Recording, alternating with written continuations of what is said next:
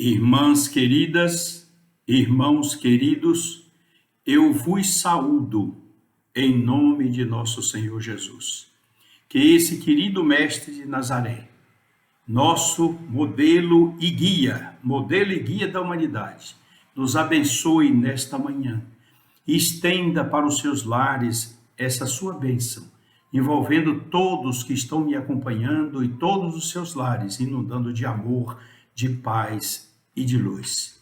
Vamos começar a nossa atividade de hoje, mais um dia em que aqui contamos com a presença querida e inspiradora do professor Eurípides Bassanufo, da irmã Amélia Rodrigues, da irmã Joana de Ângeles e de tantos espíritos amigos que se apresentam aqui para nos acompanhar, trazendo tantos espíritos necessitados e outros que vêm de diversos lugares para que acompanhe essa semeadura, colocando seus corações para que essas sementes caiam em terra generosa, para que possa germinarem essas sementes e produzirem árvores bondosas que produzam frutos de bem-estar, de paz, de harmonia e de amor para todos aqueles que encontrarem em seus caminhos. O tema de hoje é um tema muito importante. A veneranda benfeitora Joana de Ângeles, no livro Olhe, o Evangelho segundo o Espiritismo, capítulo 16, tem o título Não se pode servir a Deus e a Mamon. A veneranda benfeitora divide o estudo deste capítulo em duas oportunidades.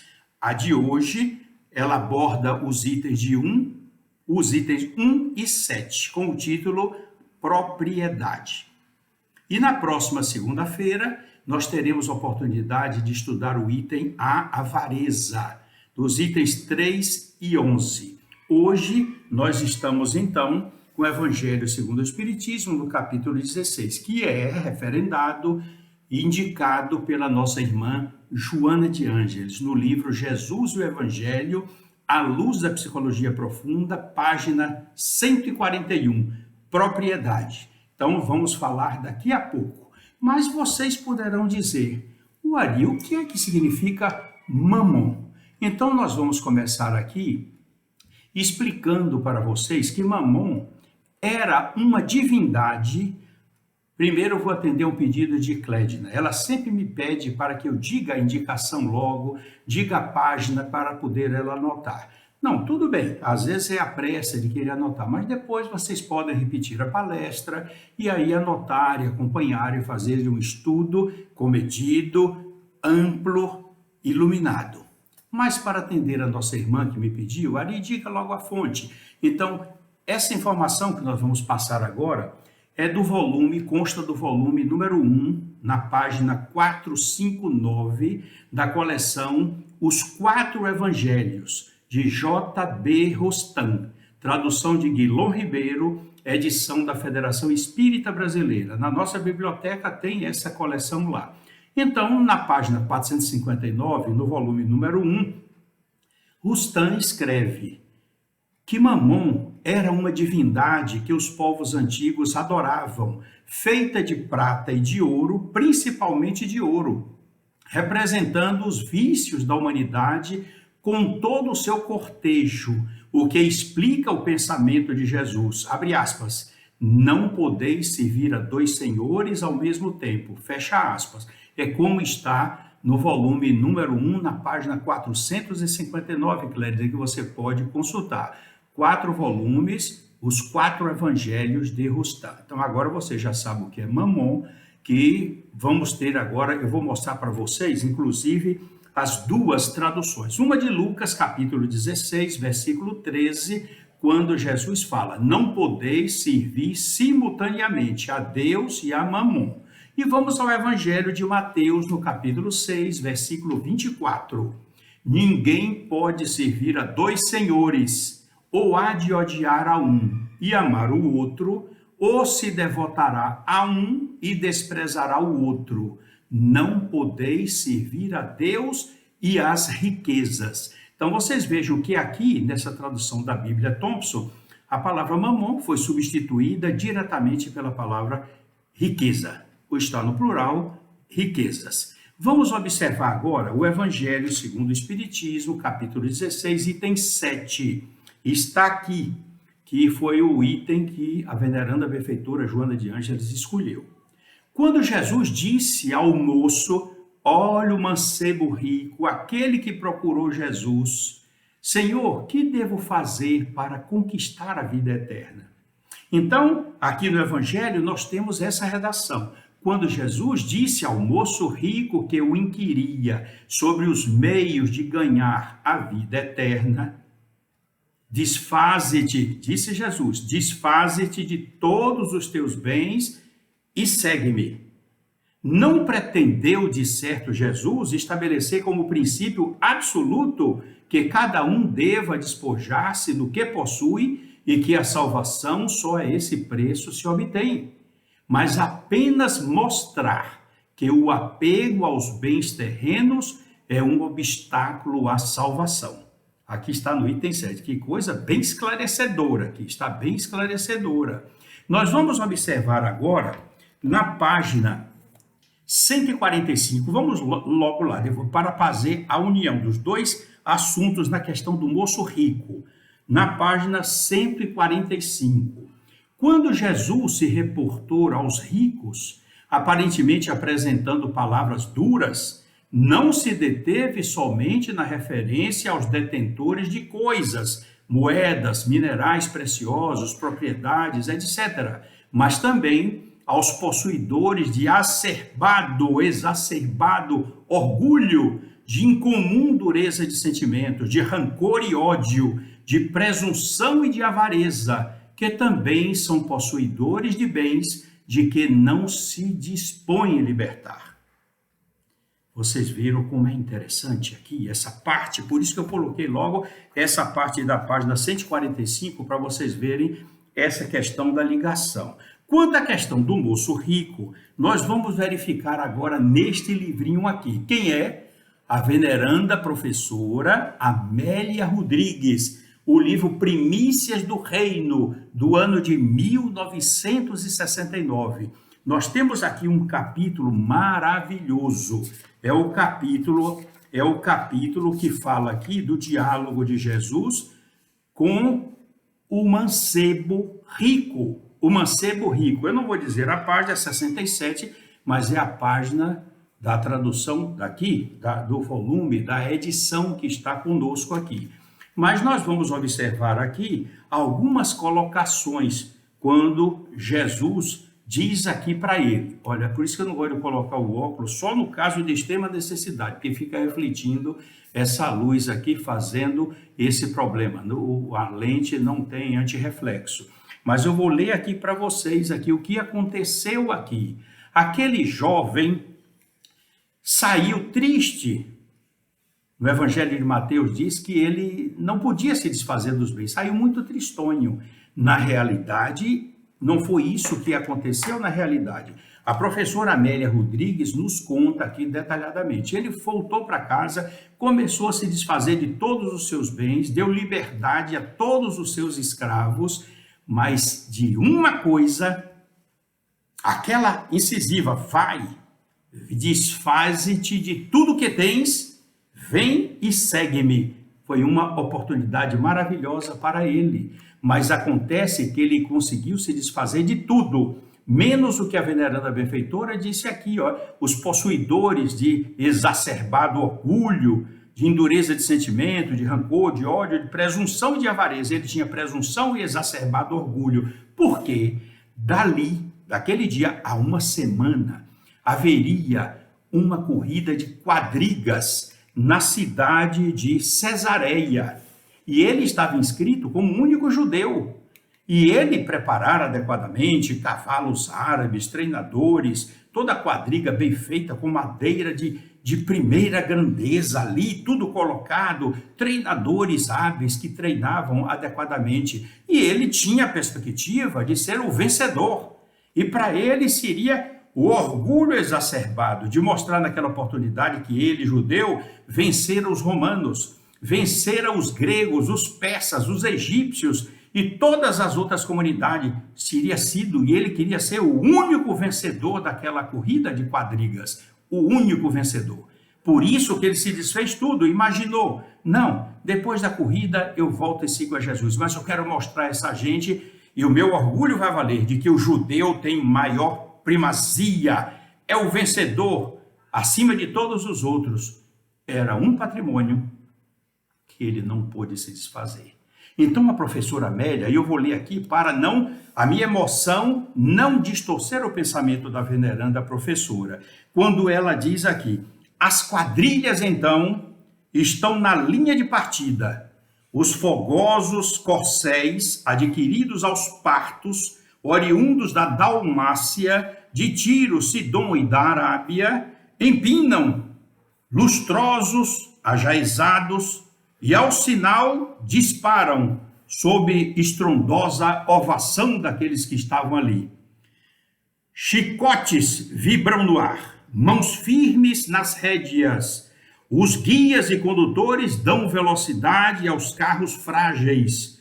A celeridade prende a respiração em todos os peitos. A expectativa fala sem voz na pulsação da tarde ardente e empoeirada. Numa manobra menos feliz, um carro vira, a do moço rico, e um corpo tomba na arena, despedaçado pelas patas velozes em disparada. O moço rico sente as entranhas, os intestinos de fora, sente as entranhas abertas, o suor e o sangue em pastas de lama, a respiração estertorada. Enquanto escravos precípites arrastam o mancebo rico da pista, foge mentalmente à cena brutal que o esmaga. Ele foge dali, daquele local, e entre as névoas que lhe sombreiam os olhos, parece ver Jesus.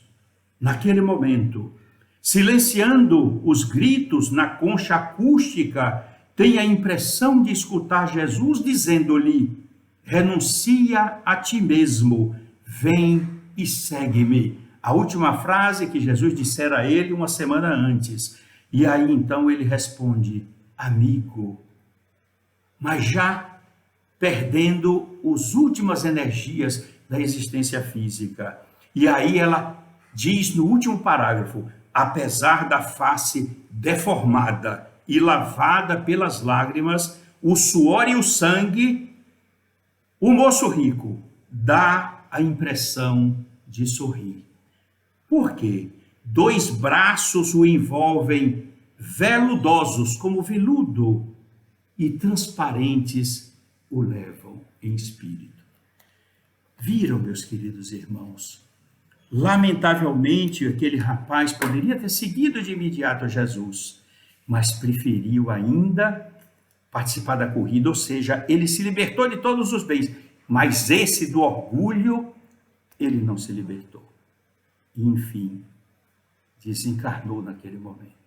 Mas ainda teve a misericórdia de Jesus de ainda aí tomá-lo nos braços para uma futura reencarnação.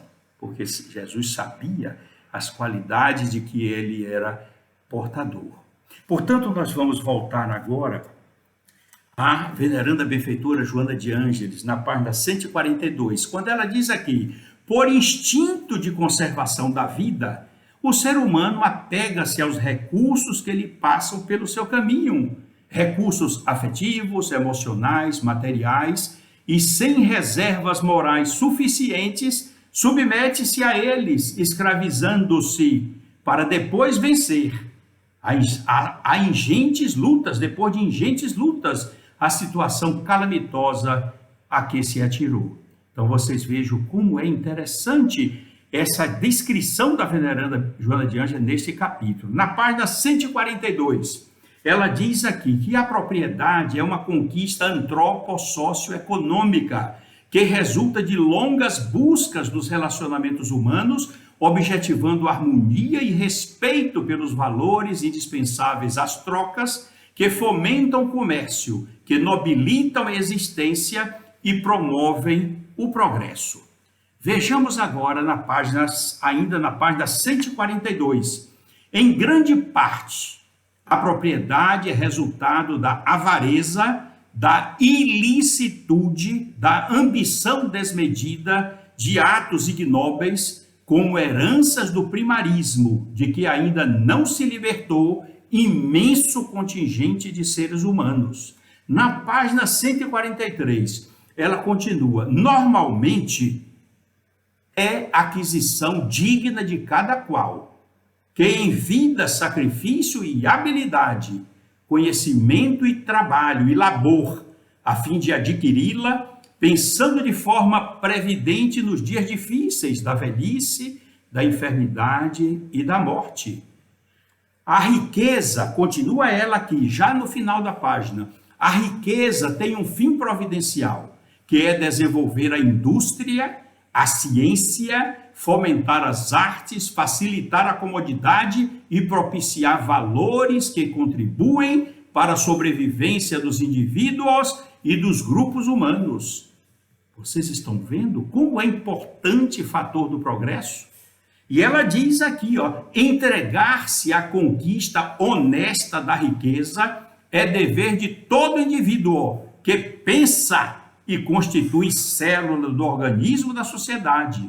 Esse indivíduo que quer ver a sociedade progredindo, que não quer ver a fome nem a miséria, que contribui com a sua riqueza para o pagamento de impostos, taxas, enfim, a família também depende desses recursos, como diz Joana, como a própria criatura depende, trabalhando em favor da harmonia do grupamento no qual se encontra colocada.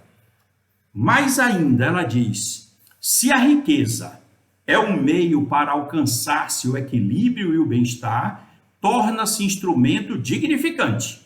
Todavia, se a riqueza se converte em um único objetivo existencial, transforma-se em gigante cruel da realidade do ser, que se lhe escraviza e atormenta as demais pessoas que lhe padecem a insegurança e a ambição. Na página 144, ela ressalta aqui, olha que texto, observe que texto lindo. O ser humano tem o dever de selecionar os objetivos existenciais, colocando-os em ordem de acordo com a qualidade e o significado de todos esses objetivos, para empenhar-se em destacar aqueles que são primaciais, aqueles que são primeiros, exigindo empenho, e aqueles outros que são secundários, podendo ser conduzidos com naturalidade, sem maior anseio, sem maior sofreguidão. Até isso ela ensina a termos um plano para as nossas existências.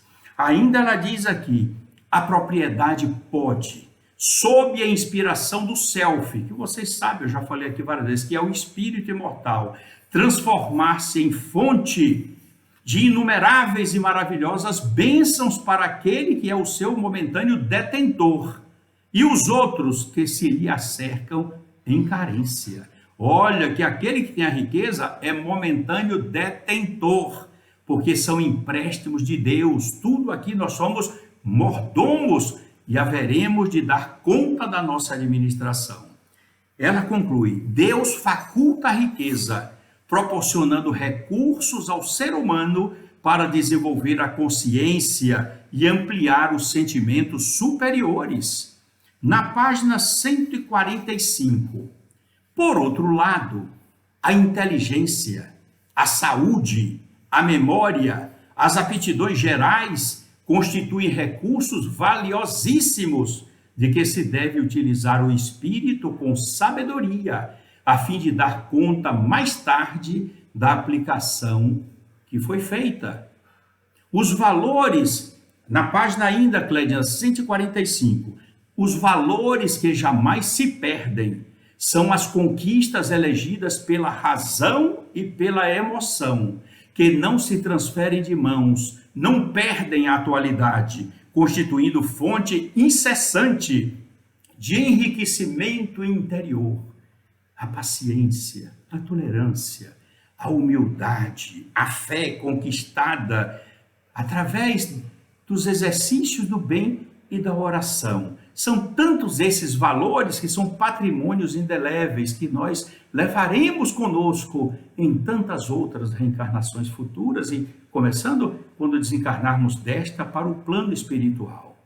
Então ela conclui aqui dizendo, na página 145, em o estudo profundo da consciência humana, na época de Jesus e em todas as épocas, o Mestre Jesus foi de uma clareza incomparável, estabelecendo que não podeis servir simultaneamente a Deus e a Mamon, ou seja, não podemos servir simultaneamente a Deus e as riquezas. Não podemos servir a Deus e as riquezas. Temos de ter a opção necessária para a nossa vida. Isso é que é maravilhoso na nossa existência. Por isso, meus queridos irmãos, que a doutrina espírita nos oferece maravilhosamente esses conhecimentos que nos fazem absorver o Evangelho de Jesus com mais segurança, com mais alegria, percebendo quão importantes são esses conselhos e essas orientações de Jesus para a nossa felicidade. E nós vamos mostrar agora uma história de Malba-Tahan sobre a questão da riqueza. E isso porque eu me lembrei agora de Marinalva Sulky, que ela me disse que ela gosta sempre dessas histórias de Malba-Tahan, porque tem um fundo moral muito seguro e através dos exemplos nos mostra realmente o comportamento valioso e verdadeiro que devemos abraçar.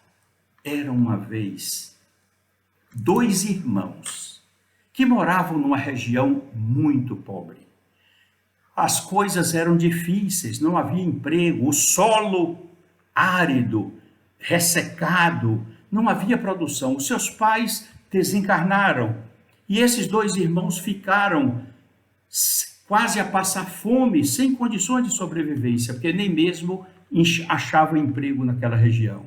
Então eles resolveram ganhar o mundo e saíram os 2 andando com alguns gêneros pessoais, cada um num saquinho carregando nas costas, e foram embora. Passavam dias viajando, andando, procurando em outros locais emprego, não achavam, pediam um pedaço de pão a uns negavam, outros atendiam, e humildemente eles iam seguindo a sua história e a sua vida na esperança de encontrarem um lugar para que eles ficassem bem de vida, conquistassem uma riqueza. Era o ideal dos 2. Mas teve um dia que eles acordaram e começaram a andar, o sol estava muito quente.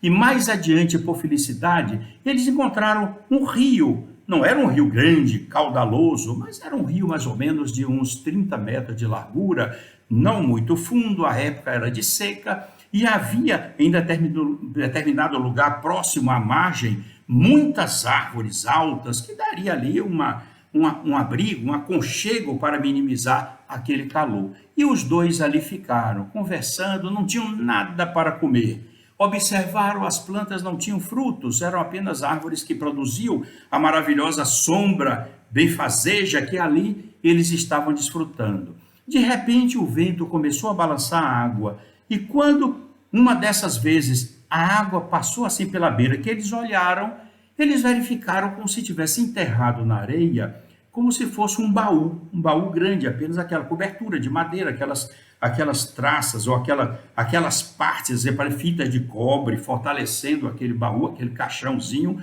mais ou menos uns 70 centímetros de largura, uns 30 centímetros de largura e uns 70 de comprimento. Aí os 2 olharam, o que será aquilo? E aí foram lá, começaram a cavar com as mãos na areia, tal, arrastaram, estava pesado, arrastaram até a sombra das árvores e quando quebraram o cadeado antigo, já enferrujado, com um pedaço de pau muito grande, quebraram o cadeado, que eles abriram, estava repleto de moedas de ouro. E os 2 se abraçaram felizes, mano, irmão, nós vamos ficar ricos, nós vamos sair daqui, vamos procurar uma fazenda muito boa, vamos comprar, vamos colocar muitos bodes, ovelhas, vamos trazer outros animais e vamos ser felizes o resto da vida, trabalhando honestamente. E aí quando pararam, começaram a alimentar, despertou o quê? Eles não tinham comido nada, mais ou menos 11 horas da manhã, a fome. E aí disse, bom, vamos ver, aqui nós já passamos por uma vila, ter muita coisa lá para vender, porque são coisas que nós precisamos comer para nos fortalecer. Mas precisamos também de 3 animais, um para mim, um para você e outro para colocar esse tesouro em cima. Então vamos ver o seguinte, vamos sortear aqui na mão, quem é que vai lá nessa vila e vai com as moedas, porque lá já almoça, traz o almoço daquele que fica, compra os animais, compra os 3 animais, compra as cordas necessárias para armar o baú e nós iremos e partiremos felizes. Aí fizeram um simples sorteio com 2 galhozinhos e tal, e o mais novo, que era o mais alegre, mais feliz, disse, eu vou, Rachid, falou para ele, eu vou, Rachid. Então vá, Jacó. E Jacó, mais alegre, mais feliz, lá foi ele com 10 moedas de ouro na mão e disse, fica aí, irmão, e destaque, eu vou almoçar lá, trago a sua comida, os 2, 3 animais e as cordas necessárias para nós arrumarmos. Mas hoje é um dia para comemorar. Os nossos pais que estão no céu de Alá vão ficar felizes pelo nosso achado desta manhã. E aí ele partiu para lá. 1 hora depois, o rapaz veio cantarolando, montado no animal, puxando os 2. Claro, um com as cordas que amarraria o baú e o outro que serviria de transporte para o irmão que estava lá debaixo das árvores. E cantando, ele desceu a ribanceira do rio, procurou o local das árvores lindas que estavam lá, ainda havia os pertences do irmão, e aí chamou pelo irmão, Rachid, nada de ver. Ele aí amarrou os animais, pegou a comida com todo cuidado, era um prato enorme, não era uma quentinha não, porque ele sabia que o irmão estava com fome e ele já tinha comido muito, né? Principalmente a carne de carneiro, que estava ali, quase 1/4 de carneiro, ali assado, era uma comida, já estava cheirando. Ele pegou com todo cuidado, botou do lado assim de um montinho de areia para o irmão sentar ali e ter a maior satisfação do mundo. Há muito tempo que não comiam realmente. Quando ele colocou o prato, quando ele viu a pancada na cabeça, mas foi uma pancada tão violenta que o Rachid deu nele, estava escondido, por isso que ele não encontrou, bateu na cabeça que ele caiu e o Rachid começou a dar mais marteladas até matá-lo a pancadas. E depois que ele fez isso, pegou o corpo e jogou no rio.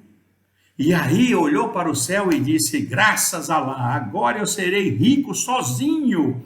Vou levar todo esse ouro, adquirir uma fazenda maravilhosa, comprar meus animais, terei futuramente minha casa, minha esposa, meus filhos, e aí não serei privado de mais nada, porque nada me impedirá eu realizar esse sonho de ser o mais rico da região com esse tesouro que eu encontrei. E aí sentou-se feliz e começou a comer. Não deu a 4ª bocada, ele começou a sentir um mal-estar, uma tontura, começou a espumar pela boca e não aguentou e caiu. O que foi que aconteceu? Aquele que era lindo, que era bonitão, que era conversador, alegre, feliz, tinha se alimentado lá na comunidade, lá na vila, fez tudo, comprou todas as coisas, mas colocou veneno na comida, para quando aquele irmão comesse, morresse e ele ficasse sozinho. Viram ambicioso, ele e o outro, porque o outro não sabia que a comida estava envenenada. Matou o irmão que trazia comida, porque se não tivesse matado o irmão, comendo, ia morrer. E no fim, os 2 morreram e deixaram na beira daquele rio os 3 animais, as cordas e o baú plenificado, cheio de moedas de ouro. E os 2 desencarnados por ambição. Por isso, meus queridos irmãos, a lição de hoje, essa história impactante.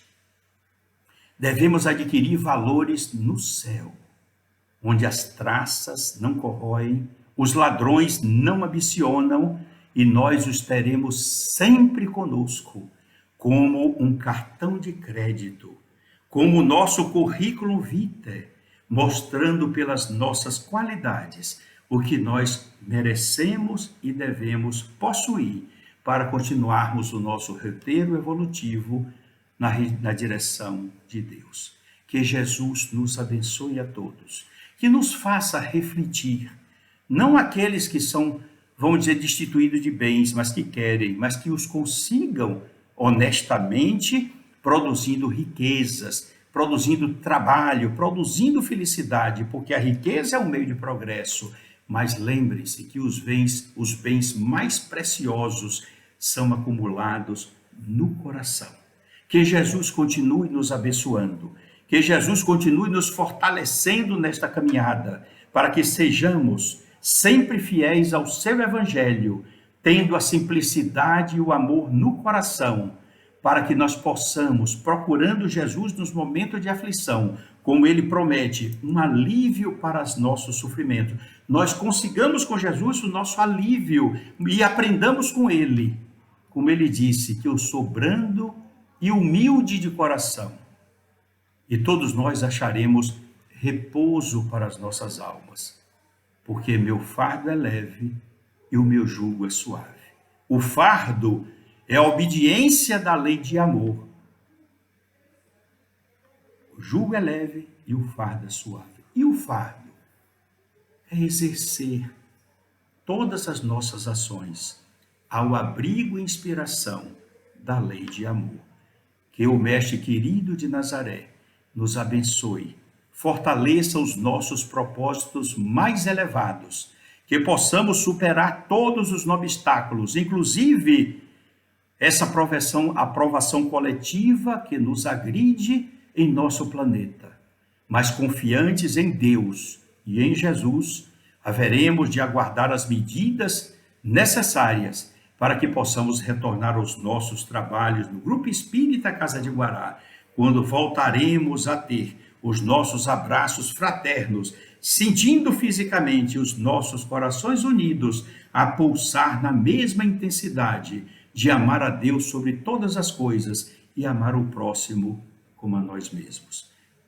Sejam com Jesus sempre, em todas as circunstâncias, e agradeçamos ao Pai de misericórdia por termos conhecido a doutrina consoladora dos Espíritos, que fará de todos nós um espírito mais consciente de suas responsabilidades, consciente da sua situação no planeta e consciente da sua posição no universo. Paz, amor e alegria em seus corações. E aguardemos esse retorno maravilhoso, que não está longe, mas está muito próximo. Continuemos observando todas as recomendações das autoridades de saúde, preservando os nossos familiares, a nós mesmos, usando a máscara, o álcool em gel, promovendo todos os recursos necessários de obediência, porque a obediência é o consentimento da razão, como nos diz o Evangelho segundo o Espiritismo. Bênção para Jesus, bênção para a Mãe Santíssima, é o que os nossos corações devem desejar. Não somente pedir, mas também pedir a Deus que abençoe Jesus, abençoe a nossa Mãe Maria Santíssima, mostrando-nos simples e humildes pelo coração. Que Jesus os faça grandes e vigorosos no campo do bem, no campo do amor e no campo da paz. Deus os abençoe.